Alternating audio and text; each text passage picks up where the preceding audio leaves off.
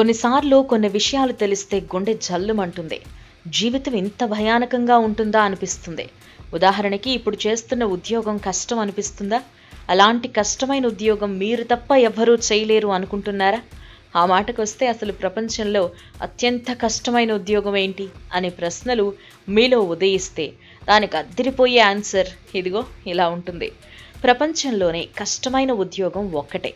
అదే -50 degrees ఉష్ణోగ్రతలో మంచును తొలగించటం. ఒక్కసారి ఎలా ఉంటుందో ఆలోచించండి. దీన్నే వ్యోమోరోజ్కా అంటారు. అంటే ఫ్రీజింగ్ అవుట్. -50 degrees అంటేనే సగం అర్థమైంది కదా. ఇదే ప్రపంచంలో అత్యంత కష్టతరమైన ఉద్యోగం.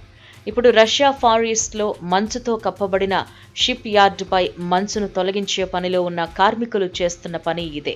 ఇక్కడ డ్రోన్ తక్కువ ఎత్తులో ఎగురుతుంది. ఈ కార్మికులు సైబీరియన్ ప్రాంతాల్లో నరాలు గడ్డగట్టించే చలిలో శీతాకాలంలో హాల్కింగ్ వెజల్స్ను నిర్వహించే భయంకరమైన పని చేస్తూ ఉంటారు.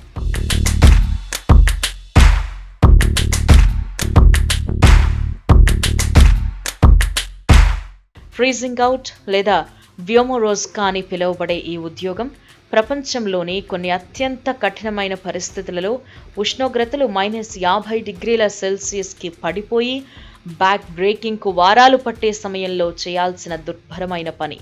ఈ సమయంలో సముద్రంలో ఓడలు మంచుతో ముందుకు కదలవు. ఈ కార్మికులు ఓడలను చుట్టుముట్టిన మంచును తొలగిస్తూ ఓడకు మరమ్మతులు చేస్తారు. అందుకే రష్యాలోని అతిపెద్ద రిపబ్లిక్ యాకుటియాలోని స్థానికులు ప్రపంచంలోని అత్యంత కష్టతరమైన ఉద్యోగాల్లో ఒకటిగా దీన్ని చెబుతూ దీనికి వైమోరోజ్కా అని పేరు పెట్టారు. దీని మీద కార్మికులు మాట్లాడుతూ, మీరెంతో జాగ్రత్తగా ఉండాలి, చలిని తట్టుకునే బందోబస్తు దుస్తులు ధరించాలి, ఆ తర్వాత వేడి ప్రదేశానికి వచ్చి ఆ దుస్తులు విప్పితే ఒంట్లో నుంచి వచ్చే ఆవిరి స్నానంలాగా ఉంటాయి, మీ చుట్టూ పొగలాగా ఆవిరి చుట్టుకుంటుంది అని మిఖాయిల్ క్లూస్ అనే 48 ఏళ్ల కార్మికుడు అన్నారు. కార్మికులు మంచును ఒకేసారి తొలగించొద్దు, తొందరగా కొట్టేయొద్దు, పని చేసే సమయంలో మరీ ఎక్కువ లోతుకు వెళ్ళొద్దు. అలా చేస్తే ఓడ మునిగిపోతుంది, చెక్కిన డగౌట్ మునిగిపోతుంది, పని ఆగిపోతుంది, ప్రమాదకరంగా మారుతుంది. ఇక పనిచేసే వాతావరణం చాలా చల్లగా ఉంటుంది, మంచు గడ్డ కట్టడం మెరుగ్గా ఉంటుంది. ఈ పని చాలా సున్నితమైంది. అందుకే కొంతమంది కార్మికులపై ఉష్ణోగ్రత ప్రభావాలు కఠినంగా ఉంటాయి.